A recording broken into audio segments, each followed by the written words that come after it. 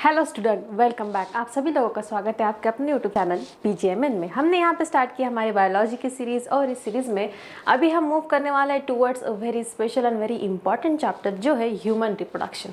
सो इसका initial part जो था हमारा that is asexual reproduction in animals कर लिया है। इसके लिए आपको लास्ट लेक्चर को देखना होगा and in this lecture we will go towards the human reproduction कि ह्यूमन में रिप्रोडक्शन कैसा होता है। So first of all human reproduce by sexual method. हमने लास्ट लेक्चर में देखा था कि ह्यूमन एक एनुअल एक कंटिन्यूअस ब्रीडर होता है यानी कि जो पूरे साल में कभी भी एक नए बच्चे को जन्म दे सकता है। नाउ ह्यूमन रिप्रोडक्शन को समझने के लिए काफ़ी दो इंपॉर्टेंट चीज़ें जो है ये है कि यहाँ पे हमारा गैमेट होना और गैमेट का फ्यूजन होना, ये दोनों भी काफ़ी ज़रूरी होता है। और जब भी गैमेट और गैमेट के फ्यूजन की बात आती है इसका मतलब है यहाँ पे पेरेंट्स दो इन्वॉल्व होने वाले हैं, one is male and another is female. So male and female दोनों भी पेरेंट्स का इन्वॉल्वमेंट काफ़ी ज़रूरी होता है, दोनों के गैमेट्स का फ्यूजन होना काफ़ी इंपॉर्टेंट होता है। जब तक ये नहीं होने वाला तब तक आगे का प्रोसेस नहीं होने वाला। ओके, सो नाउ अभी हमने लास्ट वाले लेक्चर में देखा था कि फेजेस कौन से होते हैं लाइफ के। ओके, सो रिप्रोडक्टिव फेज जो होती है ये आफ्टर हमारी जुवेनाइल फेज होती है, यानी जुवेनाइल फेज कंप्लीट होने के बाद जब रिप्रोडक्टिव सिस्टम डेवलप हो जाती है, मेंटेन हो जाती है, उसी टाइम के बाद कोई भी ह्यूमन बीइंग एबल होता है to give birth to a new one. जब तक रिप्रोडक्टिव सिस्टम ही स्टेबल और पूरी तरह से मेंटेन नहीं होने वाली तब तक रिप्रोडक्शन का प्रोसीजर नहीं हो सकता। So on an average male and female दोनों का भी ये जो हमारा प्यूबर्टी वाला एज होता है या फिर रिप्रोडक्टिव फेज होता है ये स्टार्ट होता है आफ्टर द ईयर्स ऑफ 13 साल के बाद ये फेज स्टार्ट होता है। अभी इस फेज के स्टार्ट होने के बाद मेल एंड फीमेल दोनों में डिफरेंट काइंड के चेंजेस नज़र आते हैं। जो एक्सटर्नली चेंजेस नज़र आते हैं ये सब होते हैं सेकेंडरी सेक्शुअल ऑर्गेनिज्म या फिर सेकेंडरी सेक्सुअल कैरेक्टर्स जो चेंजेस आफ्टर प्यूबर्टी आते हैं या फिर आफ्टर 13 ईयर्स के बाद होने के ये दिखने वाले हैं, इन्हें कहा जाता है सेकेंडरी सेक्सुअल कैरेक्टर्स। अभी सेकेंडरी सेक्सुअल कैरेक्टर्स कौन कौन से होते हैं? सो दोनों में भी मेल एंड फीमेल में सेकेंडरी सेक्सुअल कैरेक्टर्स डिफरेंट होते हैं। चलिए इनको थोड़ा डिटेल में देख लेते हैं। सो मेल एंड फीमेल दोनों में भी ये सेकेंडरी सेक्सुअल कैरेक्टर्स डिफरेंट आते हैं और ये एक्सटर्नली दिखते हैं या फिर हम इसे एक्सटर्नली डिफ्रेंशिएट कर पाते हैं, दोनों में भी, मेल में भी और फीमेल में भी। ठीक है, सो अब ये कौन से कैरेक्टर होते हैं? सो इन केस ऑफ मेल, अगर मेल की बात की जाए देन मेल में ये कैरेक्टर्स कौन से होते हैं? सो फर्स्ट ऑफ ऑल दाढ़ी मूछे आना। ओके, दाढ़ी मूछे आना मीन्स दाढ़ी, बियर्ड, मुस्टैच मीन्स मूछे, दाढ़ी मूछे आ जाती है for mails. And second character is here on the chest, chest के ऊपर भी हेयर का ग्रोथ होना स्टार्ट होता है। मस्कुलर बॉडी यानी बॉडी के मसल ज़्यादा डेवलप होने लगते हैं। And then enlargement of larynx और एडम्स एप्पल। लैरिंग्स या फिर एडम्स एप्पल यानी देखो काफ़ी बॉयज़ के यहाँ गले में एक स्पेशल एक मतलब एक एक्सटेंशन नज़र आता है जो बात करते टाइम मूव होता है, clearly we can see it. ये होता है लैरिंग्स का एनलार्जमेंट। अगर लैरिंग्स यहाँ पे जो पोर्शन होता है लैरिंग्स वाला ये एनलार्ज हो जाता है इन द बॉयज़ एंड या फिर इसी को एडम्स एप्पल कहा जाता है और ये क्लियरली विजिबल होता है इन द मेल। और ये है secondary sexual characters in any mail.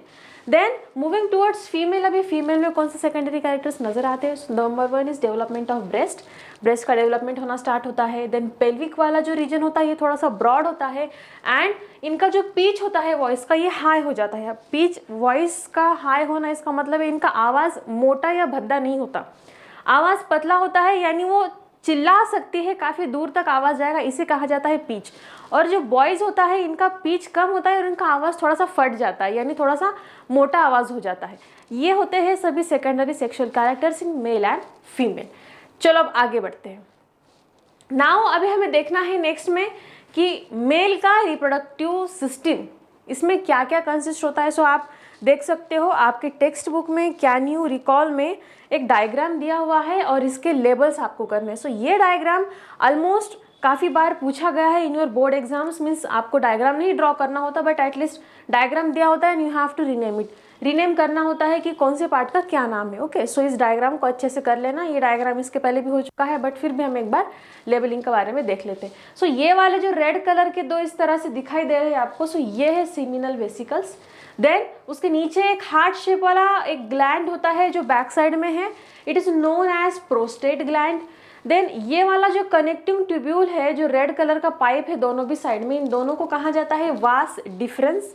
Okay, then ऊपर वाला जो ये पोर्शन है ये एक्चुअली यूरिनरी सिस्टम का पोर्शन होता है, दैट इज यूरिनरी ब्लैडर। सो जो 7 नंबर का है ये है यूरिनरी ब्लैडर। ओके, देन यहाँ पे देखो बच्चों, आपको ऐसे हेडफोन की तरह 2 एक्सटेंशंस नजर आने वाले हैं। So it is known as Cowper's gland. Then उसके बाद में ये वाला जो पोर्शन है, ठीक है, काउपर्स ग्लैंड के बाद से यहाँ एंड तक एक बीच में ट्यूब है, so that tube is urethra. Again ये दोनों का भी पार्ट आता है, it is also the part of reproductive system and also the part of urinary system. ठीक है, सो ये है हमारे मेल रिप्रोडक्टिव सिस्टम के ऑर्गन्स, या फिर इसमें कौन कौन से कंटेंट होते हैं ये। अभी देखते हैं और डिटेल, आगे बढ़ते हैं। अभी स्टार्ट करना है हमारे फर्स्ट वाले ऑर्गन से, that is testis. So male में काफ़ी इंपॉर्टेंट फंक्शन प्ले करता है ये टेस्टिस वाला पार्ट। अभी टेस्टिस क्या होता है, अभी कोई भी मेल रिप्रोडक्टिव सिस्टम में जो गैमेट फॉर्म होता है इसे स्पर्म कहा जाता है। स्पर्म जहाँ पे मैन्युफैक्चर होता है, जहाँ पे बनता है, वो है ये वाला टेस्टिस का पोर्शन। टेस्टिस क्या होते हैं? सो टेस्टिस एक काफ़ी डेलिकेट ऑर्गन होता है in the male reproductive system, और ये हमेशा बॉडी के बाहर ही सस्पेंडेड होता है। ओके, सो अभी ऐसा क्यों होता है? नेचर में कोई भी काम फालतू के लिए नहीं होता, सभी के पीछे कोई ना कोई रीज़न होता है। अगेन इसके पीछे भी एक रीज़न है, और वो रीज़न ये है कि टेस्टिस में जो स्पर्म का प्रोडक्शन होता है इसके लिए बॉडी टेम्परेचर सूटेबल नहीं होता। हमारे बॉडी का टेम्परेचर 32 से 37 के बीच में होता है। 37 डिग्री सेल्सियस भी स्पर्म के सर्वाइवल के लिए काफ़ी हाई टेम्परेचर हो जाता है। सो दैट्स वाई ये इंपॉर्टेंट होता है कि ये वाला पार्ट बॉडी के इस टेम्परेचर से कम टेम्परेचर पर रहे। दैट्स वाई बाय नेचर क्या हुआ है, इस टेस्टिस का जो पोर्शन है ये बॉयज़ में, मेल में क्या हुआ है, दोनों लेग्स के बीच में, थाइस के बीच में जो कैविटी होती है वहाँ पे सस्पेंड किया गया है। इसके अंदर फिर स्पर्म का प्रोडक्शन कंटिन्यूसली चलते रहता है। रीज़न इसका एक ही है जो आपको याद रखना है, that is body temperature. Sperm can not survive, हमारा जो बॉडी टेम्परेचर होता है 37, इतने टेम्परेचर पर भी ये सर्वाइव नहीं कर पाते। दैट्स वाई ये वाला पोर्शन बॉडी के बाहर सस्पेंडेड होता है। ठीक है, चलो अभी थोड़ा सा और डिटेल में देख लेते हैं कि आपके बुक में इसके बारे में और क्या क्या दिया है। सो टेस्टिस हमेशा पेयर में होती है, यानी in the number of 2। Then इसका अगर ओरिजिन देखा जाए, देन ओरिजिन इज मेसोडर्मल। अब ये मेसोडर्मल ओरिजिन क्या होता है? ठीक है, जब कोई जाइगोट बनता है, जब कोई मदर प्रेग्नेंट होती है, सो आपको पता है कि फ्यूजन होता है 2 सेल्स का। फ्यूजन होने के बाद बस 2 सेल के पूर्ति, मतलब सिर्फ 2 सेल में ही कोई लाइफ सीमित नहीं रहती। इसके बाद होता है कंटिन्यूसली सेल डिवीजन। अब सेल डिवीजन होने के बाद ये 2 सेल से 3 सेल, 4 सेल, ऐसे काफ़ी ज़्यादा सेल्स बनते हैं, और फिर वो अपने आप में एक लेयर बना लेते हैं। सो इसमें एक लेयर होता है मेसोडर्म, यानी जो मिडल वाला ये लेयर होता है ना, ये मेसोडर्म। सो मेसोडर्म के सेल्स को यूज़ करके, या फिर उस वाले पोर्शन से जो पार्ट बना है बॉडी का, ये सब है मेसोडर्मल ओरिजिन वाले पार्ट। इसमें से एक एग्जाम्पल है टेस्टिस का। सो जो टेस्टिस होते हैं इनका ओरिजिन है मेसोडर्म। अभी मेसोडर्म क्या है, जब भी कोई नई लाइफ स्टार्ट होती है उस टाइम पे सेल्स अपने आप में डिवीजन करके अलग अलग लेयर्स बना लेते हैं, और सभी अपना अपना काम इंडिविजुअली परफॉर्म करते हैं। ठीक है, कौन सा ऑर्गन कौन सा लेयर बनाने वाला है ये स्पेसिफाई किया जाता है, और जो मेसोडर्म वाला लेयर है, यानी जो मिडल वाला लेयर होता है, ये लेयर यूज़ किया जाता है टू मेक द टेस्टिस, या फिर टेस्टिस ऑर्गन के क्रिएशन में मिडल वाला लेयर यूज़ होता है। दैट्स वाई टेस्टिस का ओरिजिन मेसोडर्मल होता है। ठीक है, चलो, and it is form in the lower abdominal body. Again ये लोअर एब्डोमिनल बॉडी, यानी वहीं 2 थाइस के बीच में ये वाला पोर्शन सस्पेंडेड होता है।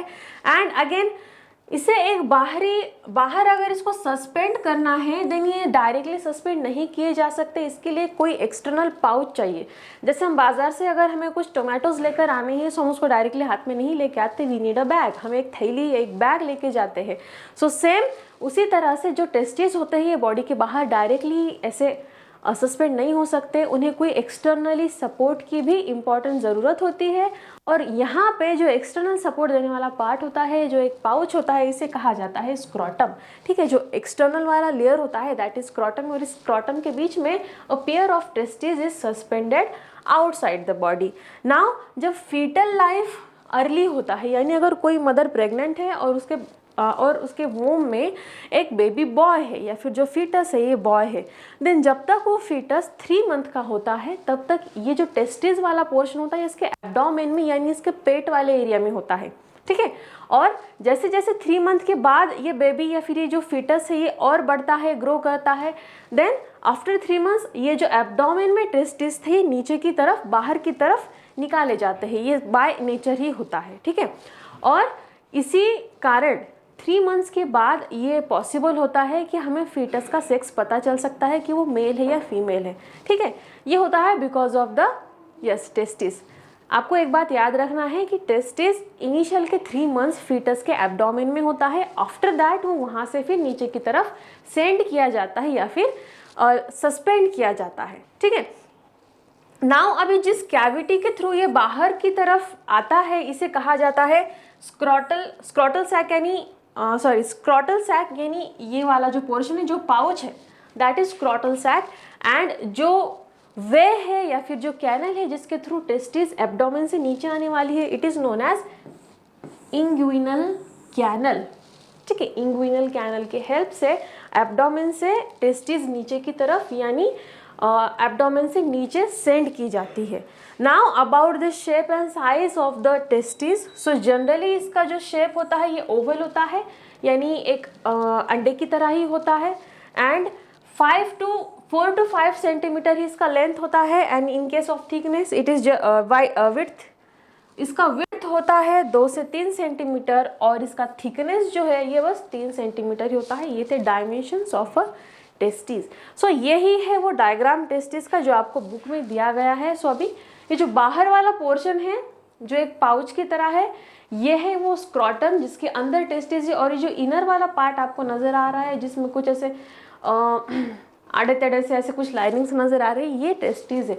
एक्चुअली ये एलएस है टेस्टिस का, यानी लॉन्जिट्यूडनल सेक्शन, ठीक है। अब लॉन्जिट्यूडनल सेक्शन का क्या मीनिंग होता है? सपोज अगर ये पेन है, इसका लॉन्जिट्यूडनल सेक्शन मुझे लेना है, देन मैं इसका लॉन्जिट्यूडनल सेक्शन कैसे लूँगी? इस तरह से कट करके, ठीक है। सो एक लॉन्जिट्यूडनली ये कैसा दिखने वाला है इनसाइड से, इसे कहा जाता है एलएस और लॉन्जिट्यूडनल सेक्शन। सो अगर टेस्टिस का एलएस लिया, दोनों कुछ इस तरह से दिखने वाला है। इस डायग्राम को हमें और डिटेल में भी स्टडी करना है आगे, ठीक है। सो देखिए अभी ये वही से डायग्राम है, वापस से इसका थोड़ा और डिटेल देख लेते हैं। ओके, सो ये है हमारा एलएस ऑफ टेस्टिस। अभी देखो बच्चों, टेस्टिस पेयर में होती है, यानी इसका नंबर है 2। अगर आपको सिर्फ एक ही टेस्टिस लिखना है देन इसके स्पेलिंग TSTIS लिखना है, ठीक है। IS लास्ट में ही, इसका मतलब है कि ये एक टेस्टिस है। अगर आपने IS की जगह पे ES लिखा है देन इसका मतलब है कि ये प्लूरल फॉर्म है, अनेक वचन है, आपको 2 बताना है, ठीक है। सो स्पेलिंग में मिस्टेक नहीं करना है, ये काफ़ी बार ऑब्जर्व किया जाता है। सो अभी चलो डायग्राम की तरफ चलते हैं, ठीक है। सो ये तो इसका एलएस हो गया। पहले हम इसका फर्स्ट वाले डायग्राम को थोड़ा सा डिटेल में देखते हैं, एक इंट्रोडक्टरी पार्ट हो जाएगा आपको अच्छे से, ठीक है। सो देखो बच्चों, यहाँ पे ये वाले जो 2 पोर्शंस है ये है वो टेस्टिस, ठीक है। ये वो टेस्टिस है दोनों भी। इन टेस्टिस के इनसाइड स्पर्म्स बनते हैं। स्पर्म क्या होता है? ये मेल गैमेट होता है, ओके। और ये जो रेड वाला पार्ट होता है ये हेल्प करता है टू कैरी दैट स्पर्म। जो स्पर्म बन गए हैं इनको कैरी करने के लिए ये रेड वाली पाइपलाइन यूज़ की जाती है। अभी क्या होने वाला है, यहाँ पे बनने वाले हैं स्पर्म्स। ये स्पर्म कैरी होते हैं इस पाइप के थ्रू और यहाँ से सेमिनल वेसिकल में आते हैं। सेमिनल वेसिकल में कुछ टाइम के लिए स्टोर होते हैं। Then at the time of ejaculation, या फिर जब इनका बाहर निकलने का टाइम आता है, फिर वहाँ से यूरेथ्रा के थ्रू यहाँ से बॉडी के बाहर चले जाते हैं, ठीक है। और अभी इस वाले डायग्राम से हमें जो डिटेल में स्टडी करना है वो है ये टेस्टिस वाला पार्ट, ठीक है। सो टेस्टिस का कहाँ पे होता है ये आपको समझ में आया। अभी कंसिडर करो कि ये जो टेस्टिस है इसके यहाँ पे बाहर एक यहाँ पे एक ऐसा पाउच होता है, दैट इज स्क्रॉटम। और ये वाला पोर्शन पूरा 2 लेग्स के बीच में वो प्रेजेंट होता है, ठीक है। गुड, नाउ यस, ये है वो टेस्टिस। अभी टेस्टिस में क्या क्या होता है? सो टेस्टिस में ये वास्ट डिफरेंस वाला जो हमें वहाँ से फ्रंट व्यू दिख रहा था, यहाँ पे एलएस का है, यानी लॉन्जिट्यूडनल व्यू है। अभी यहाँ पे कुछ वर्ड्स है जो आपको अच्छे से स्टडी करने हैं, ठीक है। सो ये है ऊपर का स्पर्मेटिक कॉर्ड। देन इसमें ब्लड वेसल्स भी होते हैं एंड नर्व्स भी होते हैं जो आपको रेड एंड ब्लू कलर के लाइनिंग्स में दिखाए गए हैं। Then head of epididymis, body of epididymis, tail of epididymis. अभी ये सब क्या है? ये सब लेयर्स होते हैं जो एक टेस्टिस में प्रेजेंट होते हैं, ओके। चलो इसको और हम थोड़ा आगे वाले पार्ट में देखते हैं। यस। अभी हिस्टोलॉजी, अभी जब भी हिस्टोलॉजी वर्ड आता है इसका मीनिंग होता है अबाउट द सेल्स, ठीक है, कि सेल्स कौन से टाइप के, इसको स्टडी करना, it is known as histology. So histology क्या है, टेस्टिस की, टेस्टिस में कौन कौन से टाइप के सेल्स प्रेजेंट होते हैं ये आपको भी देखना है, ठीक है। सो ये एक टीएस ऑफ टेस्टिस है। अभी टीएस का क्या मीनिंग है, देखो जैसे हमने एलएस देखा था कि अगर किसी इस वाले पेन को अगर इस तरह से मैंने कट कर दिया स्ट्रेट, सो ये होगा एलएस। बट अगर टीएस लेना है तो इसका क्या मीनिंग होगा, इसको ऐसे कट कर दो, ठीक है। ऐसे कट करने के बाद इंटरनल क्या है ये आपको दिखने वाला है, दैट इज टीएस। सो अगर टेस्टिस का टीएस लिया गया तो ये इस तरह से कुछ दिखने वाला है। ये काफ़ी इजी है फॉर अंडरस्टैंडिंग, ठीक है। चलो अब आगे बढ़ते हैं। सो नाउ टेस्टिस का सबसे एक्सटर्नल वाला जो कवर होता है इसे कहा जाता है ट्यूनिका अल्ब्यूजिनिया। देखो आप लोग यहाँ देख सकते हो दिस वन, ठीक है। ये वाला जो पोर्शन है it is known as tunica albuginea, ये टेस्टिस का पूरा पार्ट है। और इसके बाहर वाली जो सबसे एक्सटर्नल की कवरिंग है इसे कहा जाता है ट्यूनिका अल्ब्यूजिनिया। एंड ये बनी होती है कोलेजिनस कनेक्टिव टिश्यूज से। इसके ऊपर आपको एमसीक्यू आ सकता है यूर नेट, सीईटी वगैरह के एग्जाम में, ठीक है। देन एक और आउटर इनकम्प्लीट लेयर होती है जिसे कहा जाता है ट्यूनिका वैजिनालिस। तो ट्यूनिका वैजिनालिस आपको इस डायग्राम में शो नहीं की गई है, बट ये वाला जो लेयर होता है ये हाफ होता है, यानी पूरा कंप्लीटली कवर नहीं करता। Then inner to the tunica vasculosa, इसके इन ट्यूनिका वैस्कुलोसा के इनसाइड में होता है हमारा ट्यूनिका वैजिनालिस, ठीक है। Then fiber from the tunica albuginea divide each testis into about 200 to 300 vesicles and इस vesicles को कहा जाता है seminiferous tubule, ठीक है। seminiferous tubule ये वाले जो गोल गोल सर्कल्स नजर आ रहे हैं ना, ठीक है, that is known as seminiferous tubule। अब ये seminiferous tubules क्या होते हैं, ठीक है। तो सबसे पहले seminiferous tubule क्यों बन रहे हैं यहाँ पे, seminiferous tubules आर, इसका अगर नंबर आपने देखा सो ये काफ़ी हाई होता है, दैट इज एक एक टेस्ट ट्यूब में about 200 to near about 200 to 300 testicular vesicle होते हैं या फिर सेमिनिफेरस ट्यूब्यूल्स होते हैं, ठीक है। अभी ये क्यों होते हैं, सो एक्चुअली जो फाइबर्स आते हैं फ्रॉम ट्यूनिका एल्ब्यूजिनिया, ठीक है, ये जो ऊपर वाला दिख रहा है ट्यूनिका एल्ब्यूजिनिया जो सबसे एक्सटर्नल वाला कवरिंग है, यहाँ से कुछ फाइबर आते हैं और ये क्या करते हैं, इंटरनल पोर्शन को डिफरेंट सेक्शन में डिवाइड करते हैं और यही एक एक सेक्शन को कहा जाता है सेमिनिफेरस ट्यूब्यूल और इसी ट्यूब्यूल के इनसाइड स्पर्म का जनरेशन होता है। ओके, नाउ इस सेमिनिफेरस ट्यूब्यूल अगेन, अब एक एक सेमिनिफेरस ट्यूब्यूल में क्या होता है, ये आपको जो छोटे छोटे सर्कल्स नजर आ रहे हैं ना, ब्लैक एंड वाइट टाइप के, ठीक है। सो ये जो सर्कल्स होते हैं ये एक्चुअली स्पर्म बन रहे हैं, ठीक है। इट इज़ द स्पर्मेटोजोआ जो स्पर्म बना रहा है, जो मेल गैमेट को फॉर्म कर रहा है, ये वाला पोर्शन होता है। उसके बाद में आपको इसी सेमिनिफेरस ट्यूब्यूल में एक पर्पल कलर का कुछ कॉलम के शेप में सेल्स नजर आ रहे हैं। Yes, it is known as cells of Sertoli और सर्टोली सेल्स, ठीक है। देन अभी जो जर्मिनल इपिथेलियल सेल होता है, यानी ये वाला पोर्शन, ठीक है, सेमिनिफेरस ट्यूब्यूल के इंटरनल आपको जो सेल्स नजर आ रही है इसे कहा जाता है जर्मिनल सेल्स। ये क्या होते हैं, इनका डिवीजन होता है, ठीक है, डिप्लॉइड से हैप्लॉइड बनते हैं। गैमेट्स जो होते हैं, गैमेट्स हमेशा आपको याद रखना ये ऑलवेज होते हैं हैप्लॉइड, यानी एन होता है, ठीक है, एन। अभी एन क्यों होता है, बिकॉज देखो गैमेट का फ्यूजन होने वाला है, एक मेल गैमेट आने वाला है, एक फीमेल गैमेट आने वाला है, फिर ये मिलके 2n बनने वाले हैं। अगर जाइगोट नॉर्मल है, यानी आने वाला जो बच्चा है अगर ये नॉर्मल है जेनेटिकली, देन यहाँ पे दोनों भी जो पेरेंट्स है दोनों का जो गैमेट आने वाला है ये हैप्लॉइड होगा और फिर दोनों का फ्यूजन होने के बाद बनने वाला जो जाइगोट है ये हमेशा डिप्लॉइड बनेगा और ये एक नॉर्मल प्रोसेस है बाय नेचर, ठीक है। सो अभी यहाँ पे सेमिनिफेरस ट्यूब्यूल में आप लोग देख सकते हो, यहाँ पे पहले वाला सेल थोड़ा सा मोटा है, देन उसके बाद में पतला पतला हो रहा है। सो ऐसा क्यों हो रहा है, क्योंकि इनिशियली वो 2n था, देन 2n से फिर वो n में कन्वर्ट हो, यानी हैप्लॉइड में कन्वर्ट होता है और एट द एंड फिर वो बन जाते हैं स्पर्म्स और फिर वो एक जगह पे गैदर हो जाते हैं, एक स्पर्म बंडल बनाते हैं। वो कहाँ पे बना रहे हैं वो स्पर्म बंडल, देखो ये पर्पल कलर का जो कॉलम है which is known as cell of Sertoli या फिर सर्टोली सेल, वहाँ पे सब अपना बंडल में मिक्स हो बंडल में आके जमा हो जाते हैं स्पर्म्स, ठीक है। देन नेक्स्ट वाला पार्ट है हमारा, यस, लेडिंग सेल। अभी लेडिंग सेल या फिर इंटरस्टिशियल सेल क्या होते हैं, सो ये सर्कल वाला पार्ट जो सेमिनिफेरस ट्यूब्यूल का है इसे छोड़कर यहाँ पे आपको बीच बीच में देखो बच्चों कुछ ऐसे ग्रुप नजर आ रहे हैं सेल्स के, ठीक है।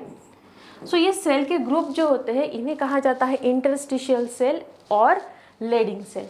इन सेल का काम क्या होता है, ये जो सेल के बंडल है ये सेल सिक्रेट करते हैं एंड्रोजन। एंड्रोजन एक मेल हार्मोन होता है और ये इंपॉर्टेंट काम किया जाता है बाय द इंटरस्टिशियल सेल या फिर लेडिंग सेल। क्या करते हैं बच्चों, इसे भूलना नहीं है, ये जो सेल्स होते हैं ये एंड्रोजन यानी एक मेल सेक्सुअल ऑर्गन को सिक्रीट करते हैं। चलो अभी कुछ फैक्ट अबाउट दिस टेस्टिस। ठीक है, अब जैसे हमने देखा कि जब फीटस 3 मंथ का होता है किसी मदर के वोम में, उस टाइम पे 3 मंथ के बाद टेस्टिस जो एब्डोमेन में थे बाय नेचर फिर वो ऑटोमेटिकली नीचे की तरफ सेंड किए जाते हैं। बट इन केस अभी क्या हो रहा है, ये जो टेस्टिस है ये एब्डोमेन की कैविटी में प्रेजेंट है। काफ़ी बार ऐसा होता है कि फीटस में एब्डोमेन से सटक कर वो जो है नीचे आ ही जाते हैं testis, but at that time वो अकेले नहीं आते, अपने साथ इंटेस्टाइन का कुछ पार्ट लेकर आ जाते हैं। सो इस वाले कंडीशन को कहा जाता है हर्निया। आपने काफ़ी बार ये नाम सुना होगा। सो हर्निया क्या होता है, इंटेस्टाइन का कुछ पार्ट टेस्टिस के साथ साथ उस फीटस के एब्डोमिनल कैविटी से होके नीचे आ जाता है। ये एबनॉर्मल कंडीशन होती है, दैट्स वाई इसका कुछ सर्जरी करके ट्रीटमेंट किया जाता है। सो देखो क्या होता है बच्चों अभी यस सो उसी कंडीशन को कहा जाता है इंग्यूनल हर्निया। इंग्यूनल हर्निया। सो अभी हर्निया तो एक काफ़ी पुराना वाला डिसीज़ या फिर एक नोन प्रॉब्लम है, बट यहाँ पे इंग्यूनल क्यों कहा गया है इसको, बिकॉज देखो इंग्यूनल कैनल से होकर ही जो टेस्टिस हमारे एब्डोमेन में थे, टेस्टिस इन एब्डोमेन, ठीक है, पहले टेस्टिस होते हैं एब्डोमेन में, फिर वहाँ से सटक कर ये आ रहे हैं बिटवीन 2 लेग्स, ठीक है, बिटवीन 2 लेग्स या फिर आउटसाइड द बॉडी। ये जो बीच में से जिस रास्ते से होकर आ रहे हैं उसे कहा जाता है इंग्यूनल कैनल। इंग्यूनल कैनल।